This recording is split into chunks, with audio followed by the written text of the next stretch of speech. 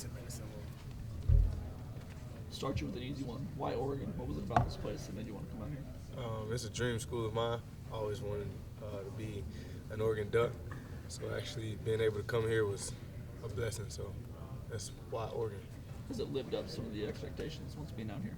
Oh yes, I never had since being out here. I have not had one dull moment. Like I enjoyed everything, the nature. There's a lot of trees, more trees up here than back at home. But yeah, I enjoyed it. Did your interest in Oregon grow in part because you were able to watch your brother play here and play so well and all that? I say yes, but I was just always just a fan of the jerseys, how much like combination they have. Like every weekend, my stepdad would show me a new combination that they have on, and I just fell in love with it even more. So with Bo playing up here, it's good. It's gonna be fun, really fun. Get to play with him again, and yeah. So. Do you remember last time you got a pass from him in a game? His senior year in high school, championship game. Was there any significance to the play or anything, or is it just another pass? Nah, I think my last pass I caught from him was like a hitch, like a little stop route. Picked up 6 yards, just wasn't nothing special. You ask anybody around this team about you, the first thing that comes out of their mouth is fast. What does it mean to you that you've been able to make that sort of impression on all these elite athletes here, that everybody is just like enamored with your speed out there? My speed, I think it's just God-given. I've always been fast. It was never like I work at it now just because I have to, and like I want to be faster than everybody else still. But I was always fast. I was God-given. Like I was one of those kids in the neighborhood. Like I get picked first because I'm the fastest. You give me the ball, I'm going to score. So that's what my speed pretty much. What did that play in the spring game mean to you? Just to have that kind of introduction to the whole fan base. It was surreal. It was like it's what I've dreamed of. Scoring in Austin Stadium, hearing the crowd. It was amazing just because that's what I wanted. I mean, the play was. It was just one regular play that we ran, and I caught the ball, and I saw nothing but the power line. I was like, I'm going straight to the power line, and that's what I did. When you and Gary and Trayshawn all come in at the same time, do you guys kind of connect or bond in a way because you're going through the same stuff, transfers, learning that position, and so on and so forth? Yeah, I say with the portal, like us coming in at the same time is like we all want the same thing, is to win. And we want each other to win. And I feel like the whole receiving group want each other to be successful. That's one thing I like here is because everyone is wanting the guy next to them to be better. And like with Trayshawn, he came in, I think he came in a little bit before me. So when we got together and connected, we in the meeting rooms every morning, 6:30. And our bond just kind of grew up, going out to dinner and stuff like that. Even when Gary got here, he got here a little late.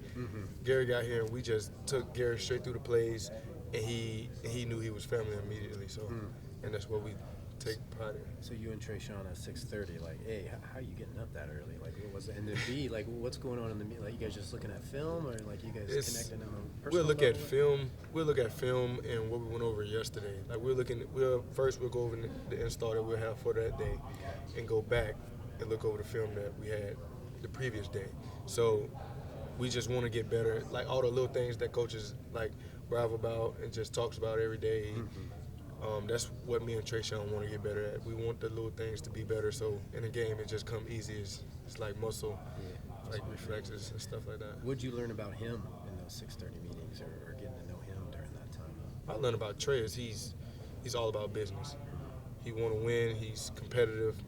He's gonna push the guy next to him. He's accountable. That's what I think. Like he's really accountable. You can count on him to do like on the field. If you have Trayshawn on that field and he's like when he's locked in, he's locked in. There's no telling him what to do. Like he's gonna either you on your top game with Trayshawn or you're not. You're gonna get beat over the top or Get something. out the way. Yeah. Your career production speaks for itself. How kind of enticing is it, exciting is it to be playing on a bit bigger stage here, and kind of you feel like a breakout season is coming for you? People actually going to know your name nationally. Just playing this big nationally is what I always wanted. I mean, this is just what I dreamed of. I'm prepared for it. I'm ready for it. And yes, I can say this is probably my breakout season because this is what I came here for. we have a lot of opportunities. But I also want to say that I let the game come to me. I want to be a team player first because I feel like if you have team success before individual success, that's one big on. I want the team to succeed before me. What do you think it's going to feel like when you bridge a touchdown pass for Bo Johnson? I might break down and cry or something like that. Just because I go back and say that's what I always wanted. When I first got adopted, I went into the house in an Oregon sweatshirt. There was no Oregon fans allowed.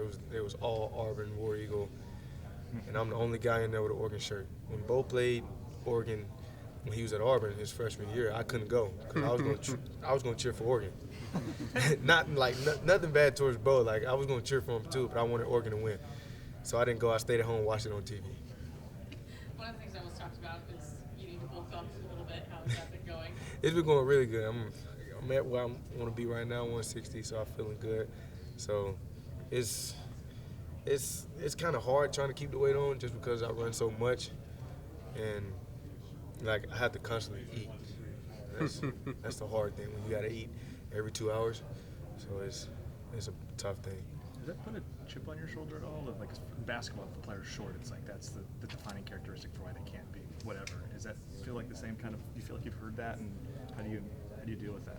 I feel like football, like I go back to the quotes I seen from Devontae Smith. We're not bodybuilders.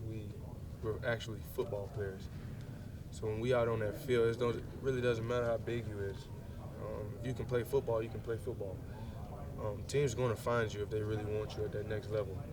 I take pride in I am a little guy, but you still got to catch me. So that's one thing I stand on. What's it been like learning from Junior Adams since getting out here? What type of coach is he? He's an amazing coach. He's all about business. He's gonna tell you the hard truth. He's not gonna baby you and be like, hey, this is okay, but you gotta do this. No, he's gonna tell you right then and there, like, you gotta do this better.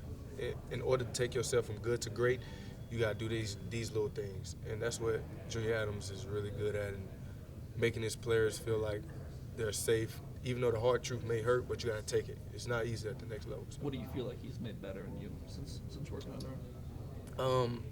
My mindset, me being able to just like I come a long way from like always being in my head or something like that, which I'm not like anymore because Junior Adams will tell you like keep communicating. Your teammates gonna make you better. Every person out on that field they got your back. So I take that as a really big part of my game because I know each guy on that field got my back. So I'm more confident out on the field when I have Junior Adams in my ear, Bo at quarterback, and the guys beside me. So, for Oregon fans who don't know you, what do you want them to know about you? Who should they think that you are? I'm Tez Johnson. I'm a little guy that dreamed big, and I'm here. I'm finally home. So. Down at Pac-12 Media Day, Jeff Bossa said your nickname was the Tasmanian Devil. Is that accurate? Yes, it's very accurate. I got it tattooed on me because I really take pride in that name. I got it as high school. I had a play and I was just spinning off tackles, and they gave me Tasmania. I scored and they said touchdown Tasmania. And it kind of stuck with me, and now everybody calls me Tasmania. So when roughly was that in high school? Did you say? Played Oxford. Okay. In high school, did a spin move and scored, and it was like, wow, that look like Tasmanian Devil. I'm like, yeah. Then they started calling me Tasmania, and I love that name. It's everywhere on my social media, Tasmania. I got the cover photo is the Tasmanian Devil, so everybody loves it. That's what they call me now. I love it. It's a good one. A couple more questions. You talked about your speed. You talked about the Oregon jerseys, being an Oregon fan for a long time. How instrumental was D'Anthony Thomas in fostering your love for Oregon, being a speedy guy yourself? Okay, before D'Anthony, it was LaMichael James. I was watching LaMichael James like it was that's before I even know who the Black Mama was when they gave him the Black Mama name.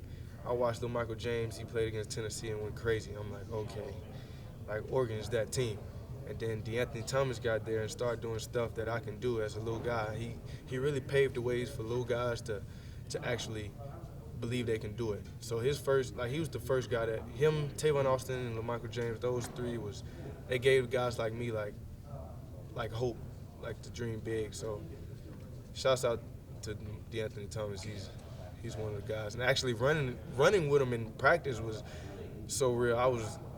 I'm faster than him now, though. So I'm faster than him now. I thought back then I wasn't faster than him, but now I'm leaving him now. So it's pretty much like I love Anthony Thomas. He's a good guy.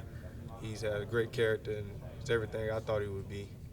With the stuff Trayshawn went through in February, were you trying to help him through that and be there for him, or Yeah, I was that always had to there be for difficult? Trayshawn. Yeah. I was always there for Trayshawn. Trayshawn's a good guy. He's not a guy that, like, some people can label him as a bad guy, but he's not. He's just, everybody makes mistakes, and I feel like everybody deserves a second chance. And the second chance he got, it was actually a blessing because his head on straight now and he's ready to play. And I feel like he's gonna have a really good season this year. Appreciate you, Tess. Thanks, Problem. Tez. Good luck with everything. Thank you.